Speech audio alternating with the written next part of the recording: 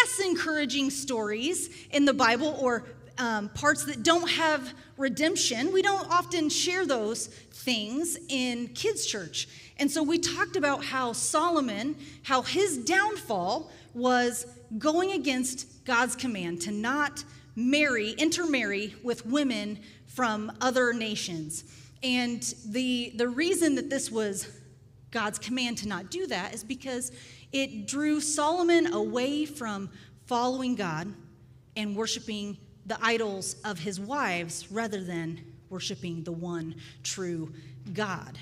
And so I strongly encourage you to go back and maybe read some of the stories that you thought you knew, or those popular Bible stories. Go back and read some of them and see if there are things that you might recognize or not remember, or something new would come to life for you in that story.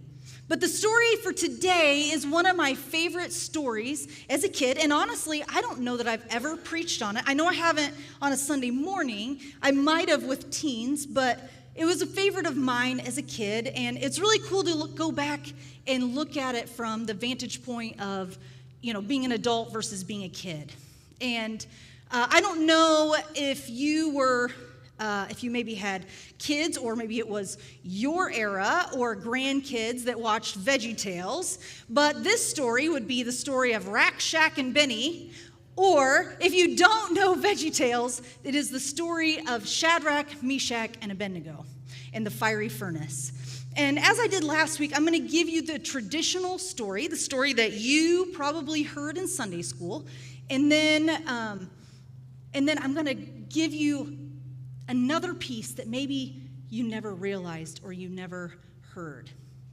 And so I'm going to give you a condensed version of the story. Basically, King Nebuchadnezzar, the king of Babylon, he constructed a statue made of gold, 90 feet high and 9 feet wide, and he sent messages to all the leaders in all the provinces to tell them to bring their people to come and dedicate the statue that he had made.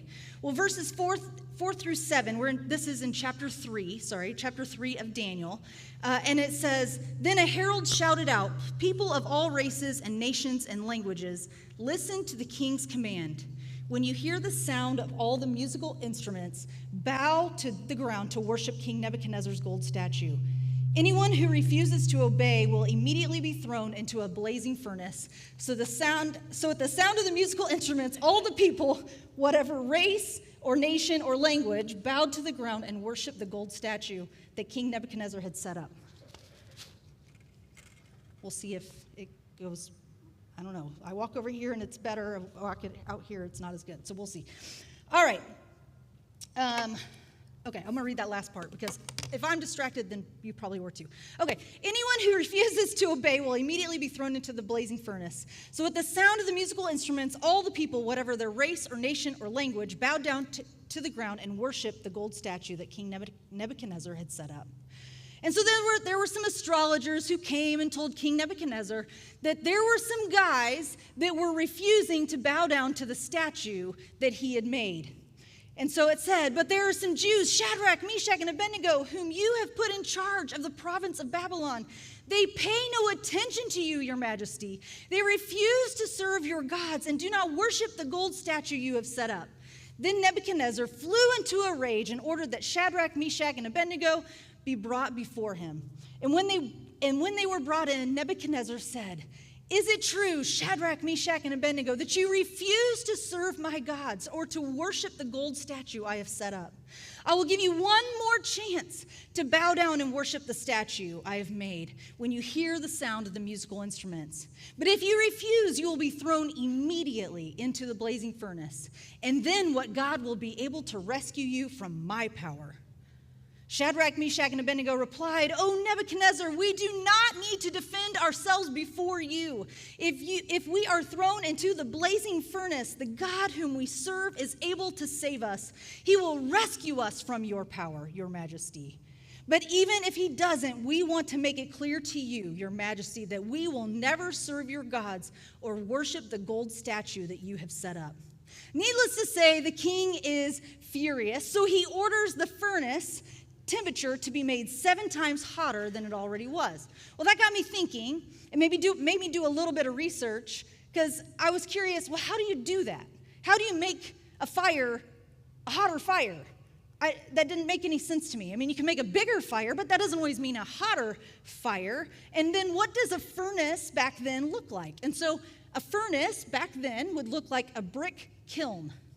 And so instead of making the furnace 7 times hotter, what they did was they fueled it 7 times more.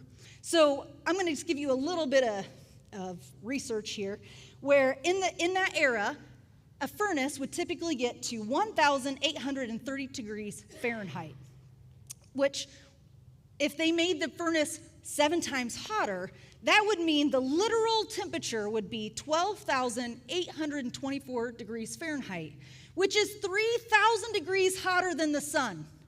So I don't think that's actually possible to make it 7 times hotter, but they fueled it 7 times more.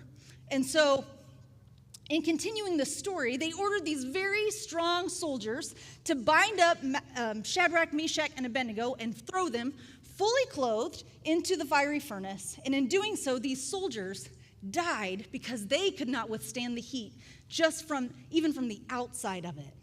And Shadrach, Meshach, and Abednego, much to the king's amazement, they could be seen in the furnace walking around, not alone. There was a 4th man in the fire with them. And we don't know if that was an angel of God or a pre-incarnate appearance of Jesus, but either way, God sent a heavenly visitor to accompany these 3 men during their shining moment of faith. And it says, but suddenly Nebuchadnezzar jumped up in amazement and exclaimed to his advisors, "Didn't we tie up 3 men and throw them in the furnace?" "Yes, your majesty, we did." They replied. "Look," Nebuchadnezzar said, "I see 4 men unbound walking around in the fire unharmed, and the 4th looks like a god." Then Nebuchadnezzar came as close as he could to the door of the flaming furnace and shouted, "Shadrach, Meshach, and Abednego, servants of the Most High God, come out, come here."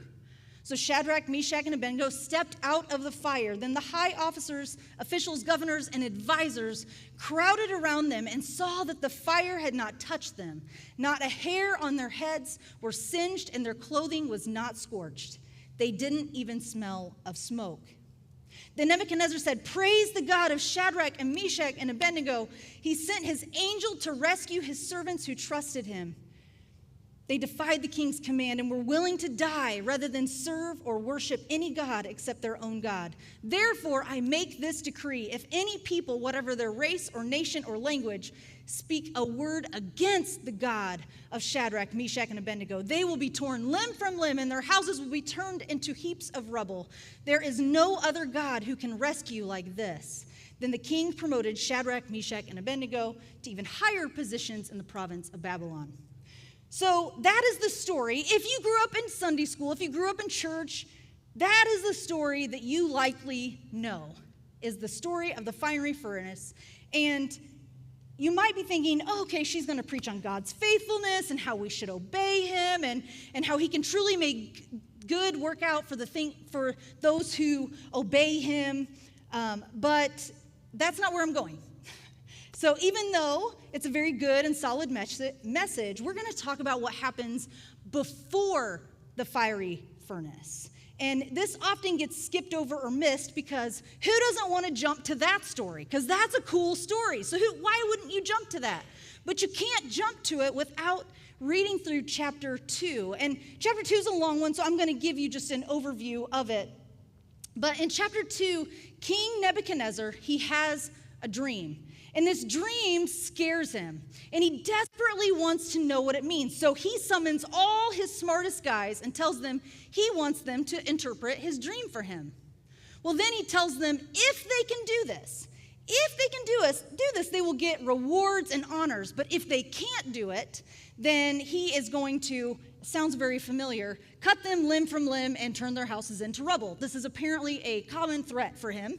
However, he tells them that he wants to know that they actually know, like that they can actually interpret it. So what he tells them to do is he says, I'm not going to tell you what the dream is. You have to tell me what the dream is and then interpret it. Well, all of his officials, all these smart guys go, there is no one that can do that. Like, there's no gods in this country that can do that. And so all his magicians, enchanters, sorcerers, and astrologers, they all start to sweat. And they're like, this is impossible. This is literally the word they use. Impossible. The king was furious with them, and because they didn't even try, he executed them. And so it goes on to say in Daniel chapter 2, it says, and because of the king's decree, men were sent to find and kill Daniel and his friends. When Arioch, the commander of the king's guard, came to kill them, Daniel handled the situation with wisdom and discretion. He asked Arioch, why has the king issued such a harsh decree? So Arioch told him all that had happened, and Daniel went at once to see the king and requested more time to tell the king what the dream meant. So basically, Daniel was going to get killed. Daniel, Shadrach, Meshach, and Abednego, they were all going to get killed just because they were a part of the smart guys. They weren't even brought to the king, but the king was so mad he was going to just kill them all, kill all the smart guys. Well, Daniel went home after getting approval from the king. Daniel went home, asked his friends Shadrach, Meshach, and Abednego to begin praying to God and to help him interpret the king's dream so that they could all live. And that night, God revealed the dream to Daniel in a vision. Then Daniel went to Arioch, the king's commander, and asked to be taken to the king so that he could tell him the meaning of the dream. Well, for the sake of time, the dream itself is not important to this story. So I would encourage you to go to chapter 2, read it for yourself. But what I can tell you is Daniel was successful in accurately describing the king's dream and then interpreting it. Daniel was able to tell the king what would be happening in the future and that God was giving him insight into the days to come. And here's the key passage that I want to focus on today, and it is from Daniel chapter 2, starting at verse 46. And it says, then King Nebuchadnezzar threw himself down before Daniel and worshiped him, and he commanded his people to offer sacrifices and burn sweet incense before him. The king said to Daniel, truly your God is the greatest of gods, the Lord over kings, the revealer of mysteries, and you have been able to reveal this secret. Then the king appointed Daniel to a high position and gave him many valuable gifts. He made Daniel ruler over the whole province of Babylon, as well as chief over all his wise men. At Daniel's request, the king appointed Shadrach, Meshach, and Abednego to be in charge of all the affairs of the province of Babylon, while Daniel remained in the king's court.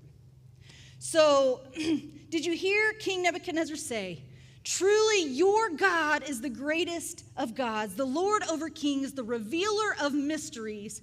You have been able to reveal this secret.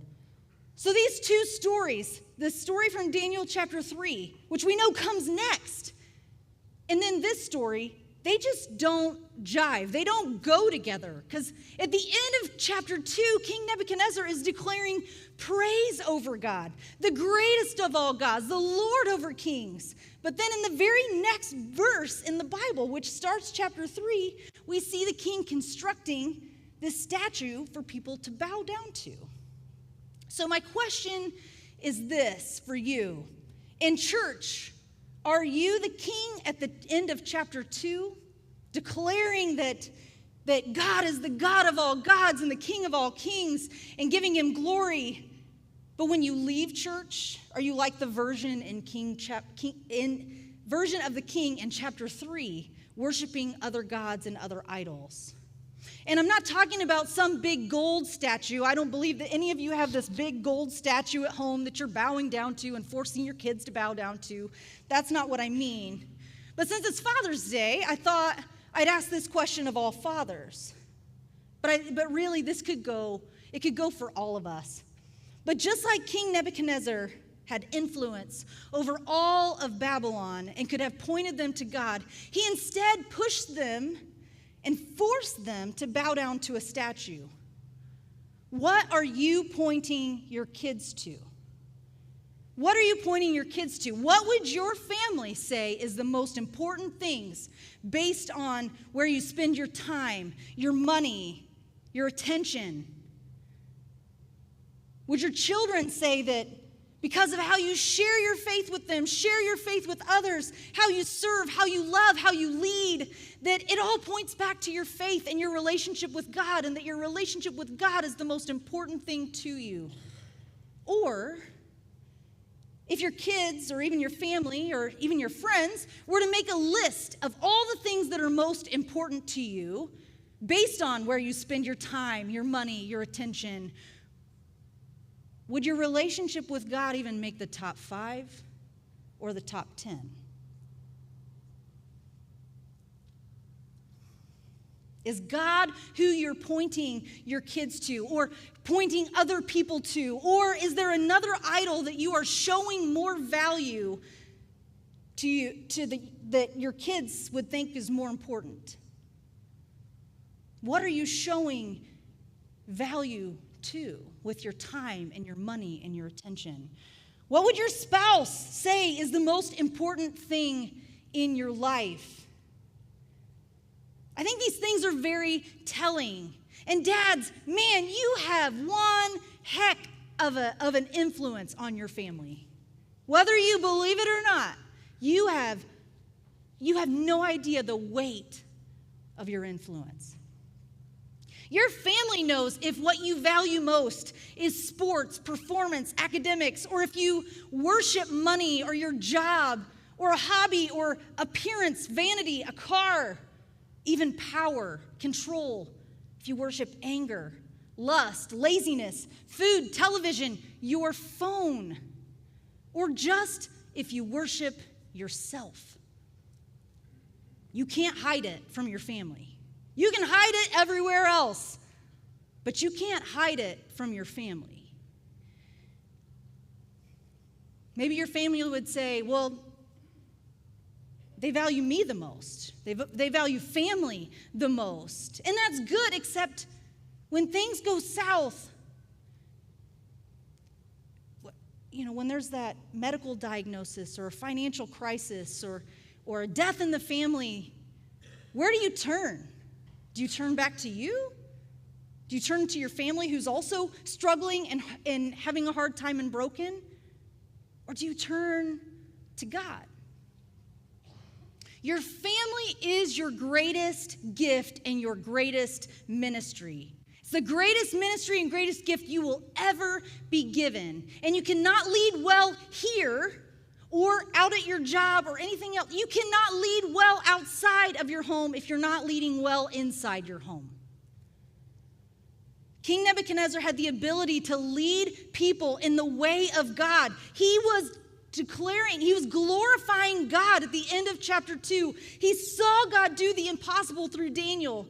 But then instead he got distracted. He took his eyes off God and put them on he got distracted and put his eyes on things that were not of God and that led others away from God. He could have been a leader leading people into worshiping the one true God. He could have been one of those great leaders we talk about in the Bible. But instead, we see him as somebody who's directing people to bow down to a statue and turning their eyes away from God. How are you leading at home? What God are you worshiping? What would your family say that you worship? I'm going to invite the worship team to come up as we prepare to close, but dads, parents, grandparents, you don't have an easy job. You don't have an easy job. I'm not going to stand up here and say, oh, it's so easy, because it's not. I know it's not. It's not by a long shot. But the job only gets harder when we allow things to creep in and cast a shadow on the most important thing that we can ever pass on to others. A love for God and an unwavering relationship with Him is the only thing you can take with you when you die, and it's truly the only thing you can leave behind with your family that matters. It's the only thing that matters. And maybe you feel like you haven't been leading well. Maybe you feel like you haven't been leading well, but you really want to. Or maybe you feel a strong pull to pray for your children today. Because sometimes Sometimes we lead them the best we know how to in the ways of God, and yet they still decide to go another way. And so maybe your kids are on your heart today. Maybe you just feel the need to pray for someone that is far from God. Maybe your priorities have been out of line and you want to get back on the right path with God. These altars, they're never closed. I never really liked the term. The altars are open for you. Because the altars are always a place where you can come to be with God. And they're never closed. Altars are always open. Prayer, one of the things we talked about in VBS was that you can pray anytime, anywhere, over anything. Well, today I want to invite you to pray. To pray for your children, or to pray for yourself, to get your priorities in line, or pray for somebody that is far from God. And so if you would like to come and pray, and you'd like somebody to pray with you, you can come down to the altar and you can just raise your hand and someone will come and pray with you. Let's stand today as we close in prayer.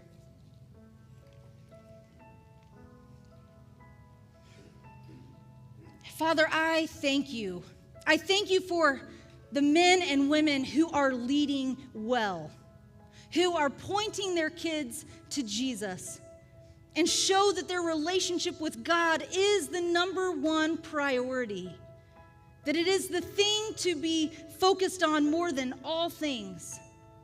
But God, there are so many things that distract us out there. There's so many things that distract us. And it's easy to allow other idols to distract us, for you to become an accessory rather than a priority.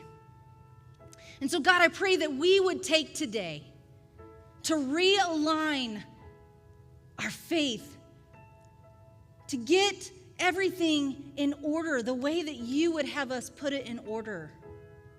That we wouldn't allow our job or our phones or television or sports or our anger, our emotions, whatever it may be, that we would not allow those things to be the things that our kids or our friends or our family would say is most important to us.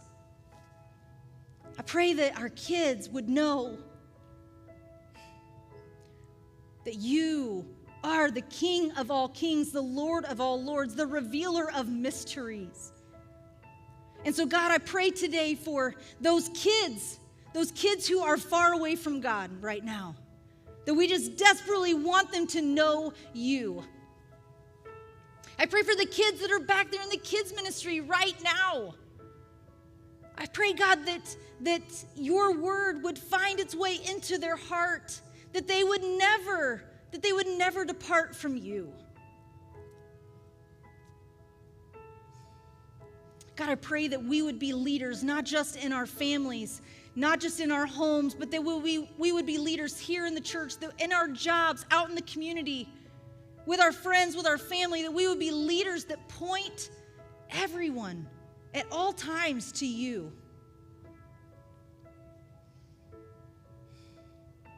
Thank you, God. I thank you that even when our priorities are out of line, I know mine get out of line very easily, and I have to get myself back to pointing my eyes to you. And so, God, I know that this is a difficult thing, but God, I pray that you would help us. Help us to realize the things that we need to cast aside, the things that we need to maybe get rid of, the things that create barriers between us and you and us and our families. God, we love you.